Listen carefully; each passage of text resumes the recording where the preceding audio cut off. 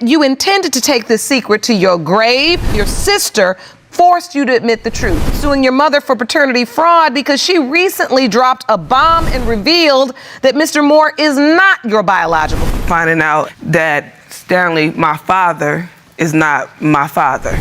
Yeah, you know, he ain't your father. He ain't your sister's father as well. So it was kind of hurtful, you know, to go to him about the situation, because he is a good father. He always been around, always. And my family is like blunt. They say what they want to say. So, Mr. Moore, yes, these beautiful young girls, you've always raised them as your own. These are your daughters. Ever since they was born. There are moments in life when one decision, just one, changes everything. When the truth hidden for decades surfaces, it does not simply shatter lies. It shatters identities, families, and the very definition of love. In Judge Lauren Lake's courtroom, every DNA test feels less like science and more like destiny. It is the point where emotion meets evidence, where memories collide with data, and where the phrase truth changes everything becomes heartbreakingly literal. This case, titled High School Sweethearts Are Not Forever, dives deep into that painful intersection of faith, betrayal, and discovery. It is not just another paternity dispute. It's a moral study in the relationship between law and justice, and how fragile both can be when built upon silence. At its core, the story reminds us that people regret taking DNA tests not because of the science, but because of the truth it reveals. Truth doesn't comfort, it convicts. Truth doesn't whisper, it testifies. And on Judge Lauren Lake's bench, truth is not a choice, it's a verdict. In the age of digital confessionals and emotional podcasts, stories like these echo far beyond the courtroom. They become lessons, case studies, and conversations across media, from the game-changing Attorney podcast, dissecting the ethics of evidence, to the Divorce Course podcast, unpacking the human side of separation. And yet, no matter how many microphones capture these testimonies, nothing compares to the silence that follows when the DNA results are read aloud. In this case, the courtroom becomes a stage in which the evidence is not a prop, but a weapon. Families walk in with hope and leave with history rewritten. The stage in divorce cases often revolves around custody or finances, but here, it revolved around identity itself. Judge Lauren Lake stood between generations of pain and a single envelope that could redefine them all. Her tone balanced compassion with authority, her questions piercing but never cruel. The courtroom wasn't about judgment, it was about understanding, a living reflection of the concept of justice in jurisprudence. At first, it looked like any other paternity hearing. Parents divided by past mistakes, children desperate for belonging, and partners who blurred the lines between loyalty and truth. But as the testimonies unfolded, it became clear that this was not a battle of evidence. It was a war of emotions. The DNA test wasn't just about proving fatherhood. It was about proving integrity, redemption, and memory itself. For Monica and Shawanda, two sisters raised under one roof but shadowed by one secret, the DNA test felt like a sword hanging over their childhood. Their story represents why people regret taking DNA tests, not because they fear falsehood, but because they fear loss. A father's love had been unconditional, but science had the power to define that love as misplaced. As the testimony progressed, the air in the courtroom thickened with tension. Evidence became more than paperwork. It became a mirror reflecting every hidden moment their mother, Ms. Willis, wished had stayed buried. Her confession, years too late, wasn't about deceit alone. It was about survival, about the flawed human instinct to protect what cannot be protected forever. Judge Lauren Lake, with her signature balance of grace and firmness, dissected every statement like a scholar interpreting an ancient legal text. Her approach carried echoes of Supreme Court reasoning, careful, contextual, yet deeply human. She understood that beneath the statutes and precedents lay real pain. The adverse inference in the Evidence Act, that silence can sometimes imply guilt, played itself out in human form. Every pause, every refusal to answer, every "I don't remember," spoke louder than any confession. The courtroom was no longer a place of law. It was a theater of truth, a collision of moral philosophy and human frailty. And through it all, the concept of justice in jurisprudence came alive. Justice was no longer an abstract term. It was emotional, it was imperfect, and it was deeply personal. The sisters' tears were not legal exhibits, but living evidence of the cost of secrecy. In a moment that reflected the soul of family law, Judge Lauren Lake reminded everyone that parenthood is not only biological but moral. The Supreme Court may set the precedent, but every household interprets it differently. Biology proves relation, but behavior proves responsibility. The podcast world often romanticizes such moments, stories of discovery, regret, and redemption. But in this courtroom, there was nothing romantic about revelation. It was raw. It was irreversible. It was the truth that changes everything. One could almost imagine the Divorce Course podcast covering this case, discussing how relationships collapse under the weight of secrets, how evidence becomes the third person in every failed marriage, how betrayal can be proven not only in text messages, but in genetic code. The Game-Changing Attorney podcast might analyze how attorneys navigate such emotionally charged trials, balancing the technicalities of the Evidence Act with the unpredictability of the human heart. The relationship between law and justice in this case was not harmonious. It was adversarial. The law demanded facts, justice demanded compassion, and Judge Lauren Lake stood precisely in that storm's center, commanding both order and empathy. When the results were finally revealed, when one sister learned her father was not her biological parent, while the other discovered he was, the courtroom transformed. Shock met silence, and the silence became sacred. No legal theory could comfort the father who raised a daughter that science said wasn't his. No DNA test could measure the depth of years spent loving, teaching, and protecting. These were not merely cheating stories. They were chronicles of consequence. Behind every affair was a reason, behind every lie a fear. Yet none of that diminished the gravity of the truth. In Judge Lake's court, justice was not vengeance, it was recovery. Perhaps that is why these episodes resonate with audiences of Celebrate Recovery testimonies. Stories where pain becomes purpose, where mistakes become ministries. The parallels are striking. Whether in addiction or deceit, the journey toward healing begins only when denial ends. This case also highlights the lesser discussed reality of adoption stories' full episodes, where identity is reconstructed from fragments. Whether a child is adopted by choice or discovers biological truth through DNA, the emotional foundation is the same. Love must be chosen, not assumed. In legal philosophy, jurisprudence often distinguishes between justice as law and justice as morality. This courtroom blurred that line. Judge Lauren Lake did not hide behind statutes. She humanized them. Her questions reached deeper than the record. They reached into regret itself. And yet, amid the heartbreak, something sacred emerged. The father, though betrayed by biology, refused to abandon his daughters. He embodied the moral argument that fatherhood is an act of faith, not genetics. His resolve reflected the truest form of justice, restorative, not retributive. In another corner of society, the Supreme Court debates constitutional limits, while in Lake's courtroom, the limits of love were being tested. The child support system may quantify obligations, but it can never quantify loss. There's no statute for heartbreak, no legal definition for betrayal that still loves back. Every word spoken in that courtroom carried a lifetime of unspoken emotion. For some, the DNA test was the end of denial. For others, it was the beginning of forgiveness. And that is why people regret taking DNA tests, not because of what they find out, but because of what they lose along the way. In this episode, the law provided closure, but the truth opened new wounds. The concept of justice in jurisprudence insists that truth must prevail. But in family court, truth often costs more than lies ever did. This wasn't just a case, it was a celebration of recovery through confrontation. Like a podcast testimony, It forced every participant to confront themselves out loud, before the world and before their own conscience. Judge Lauren Lake's courtroom became a sanctuary of painful honesty, and in that sacred tension between guilt and grace, the real verdict was delivered.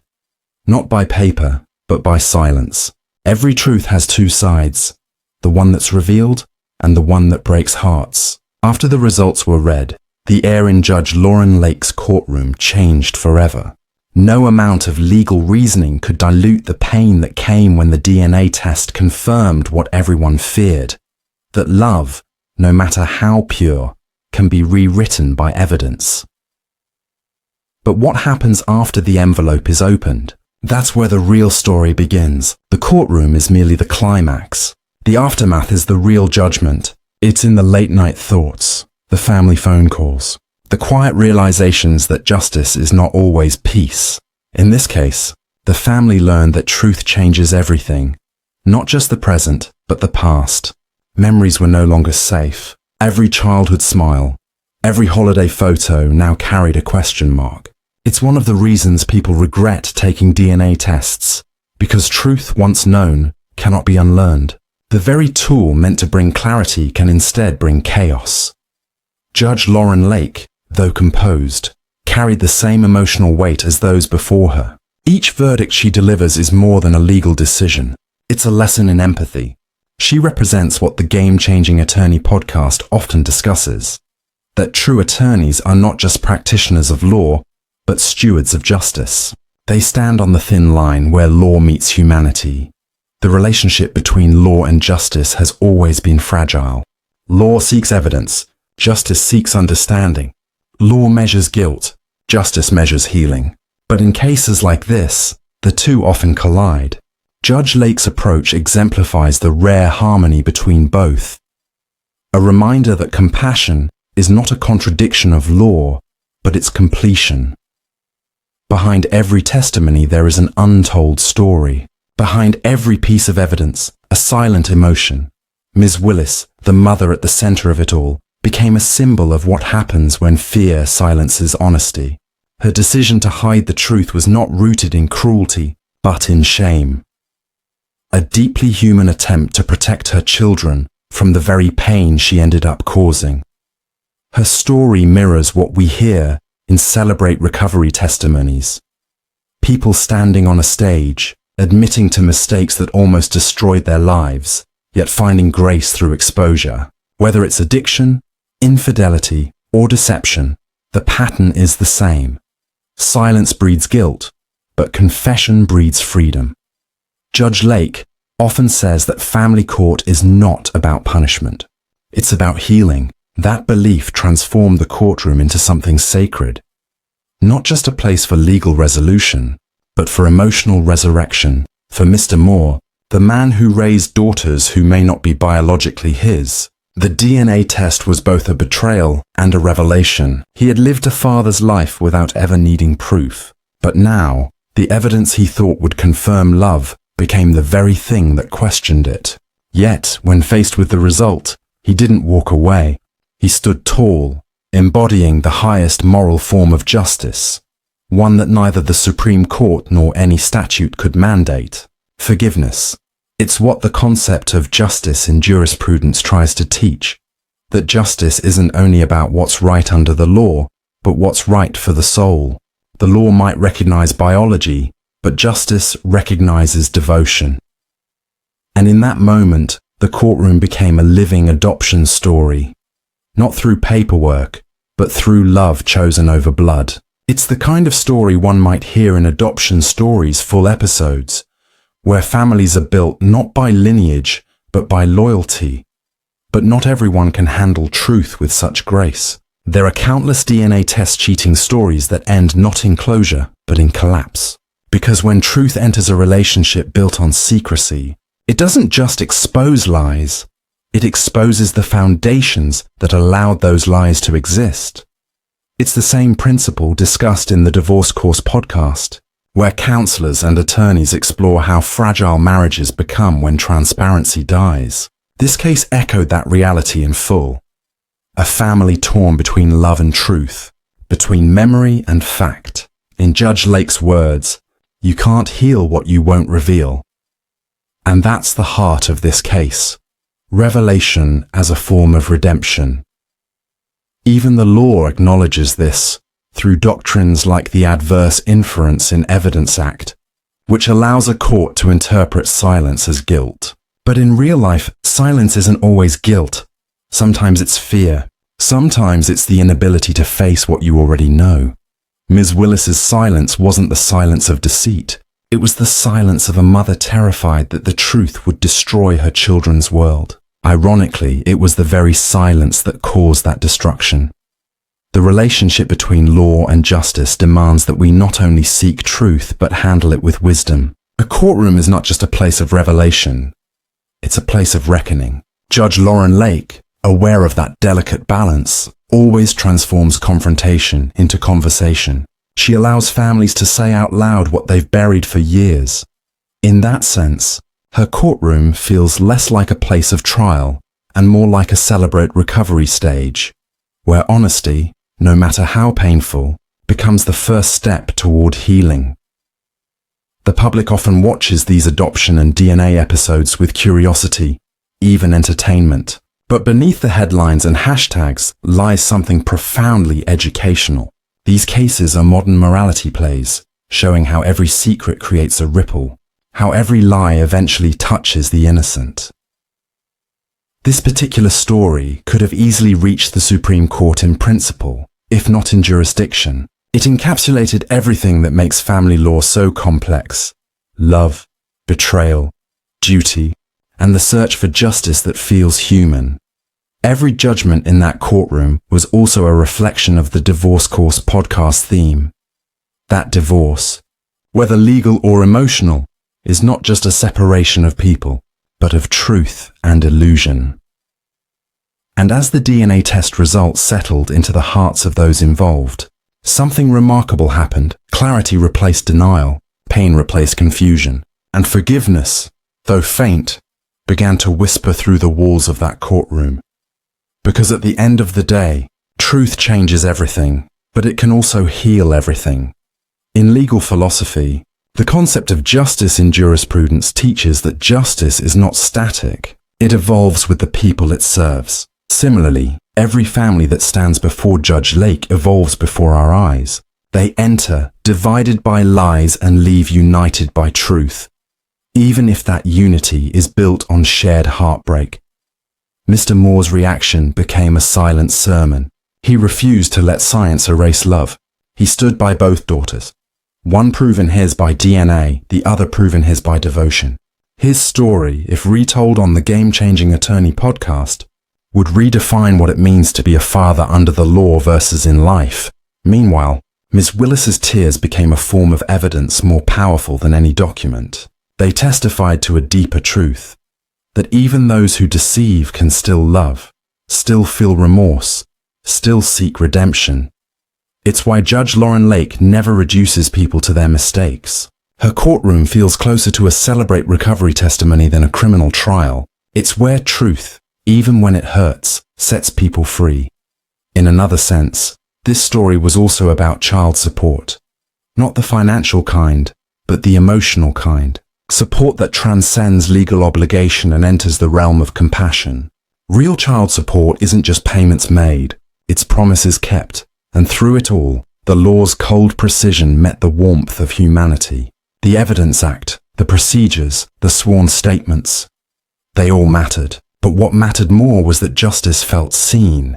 Because when justice doesn't feel seen, people lose faith in it. That's why shows like this resonate. They humanize law. They transform the technicalities of the adverse inference in Evidence Act and the concept of jurisprudence into living stories that everyday people understand. They remind us that justice is not just for the books, it's for the broken. As the day ended, the courtroom emptied, but the echoes remained. You could still feel the tremor of truth in the air, the unspoken acknowledgement that no DNA test can define love. The Supreme Court may decide constitutional rights, but Judge Lauren Lake's bench decides something equally sacred: emotional rights. The right to belong, the right to heal, the right to move forward after devastation. Her verdicts may not always bring happiness, but they always bring honesty. And in a world built on pretense, that is perhaps the highest form of justice. This case reminded every listener, every viewer, and every legal scholar that law is not merely about winning. It's about understanding. As the Divorce Course podcast once said, the hardest battles aren't fought in courtrooms. They're fought in hearts. That was certainly true here. For Monica, Shawanda, and their family, the courtroom was not the end. It was the beginning of recovery, a long, painful, but necessary journey toward peace.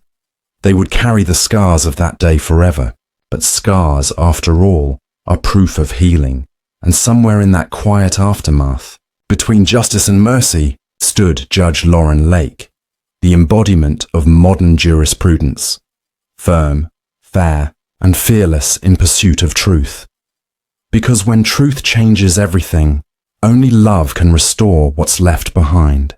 There are few places in the world where silence feels heavier than in a courtroom right after the DNA results are read. It's the sound of truth finally standing taller than denial.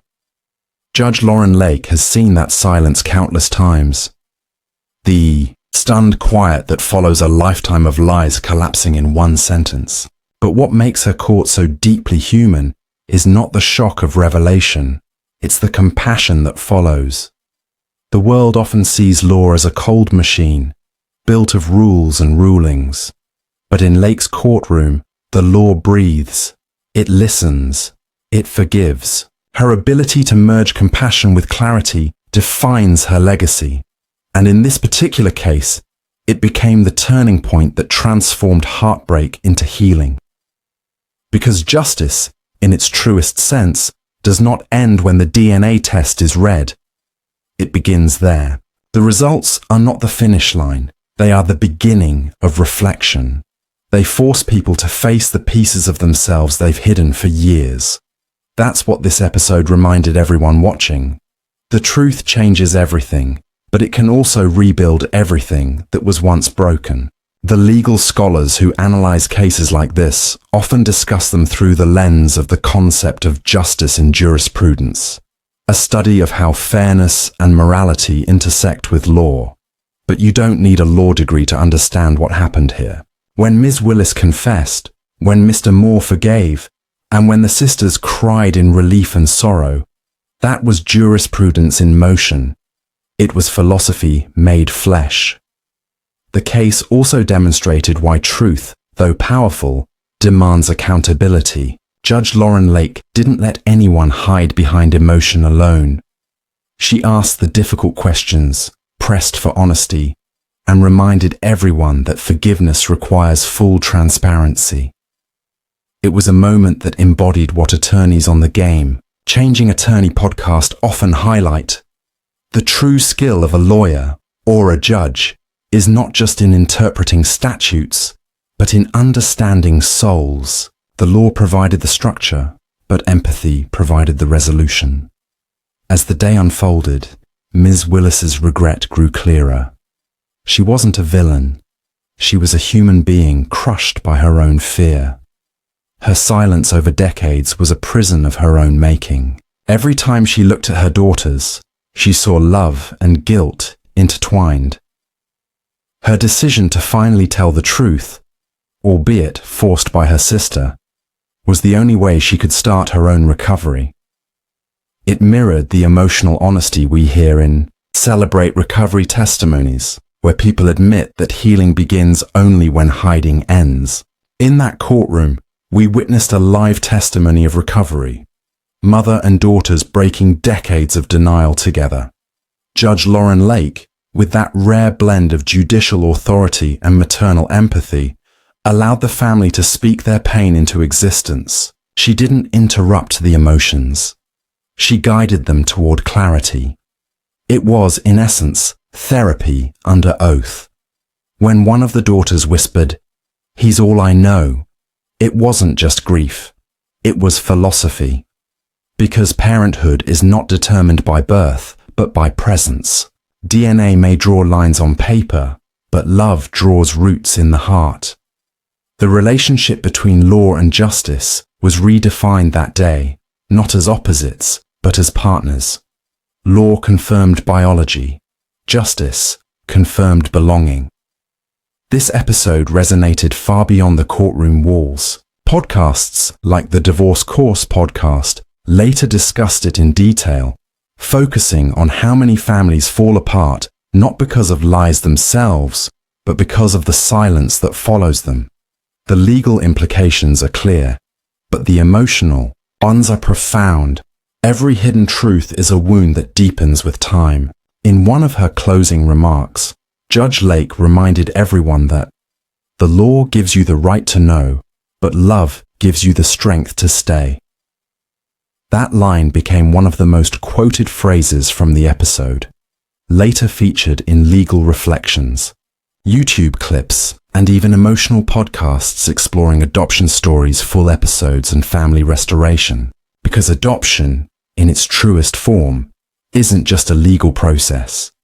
It's a choice, a decision to love someone not because of shared blood, but because of shared humanity. And that's what this case showed. Even after discovering the truth, Mr. Moore chose to remain a father. He understood something many never do, that love is not invalidated by biology. It's validated by commitment.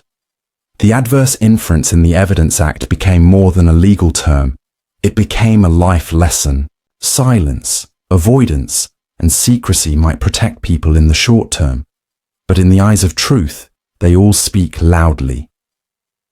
Ms. Willis's years of silence became the most powerful evidence against her, not by law, but by conscience. And yet, despite all that, this courtroom was not about punishment. Judge Lauren Lake never let anger guide her rulings. She looked beyond guilt and into grief. It's what distinguishes her court from others. It's not only about who is right, but about how to make things right. In one emotional moment, she told the family, "Healing doesn't begin when the test ends. It begins when honesty begins."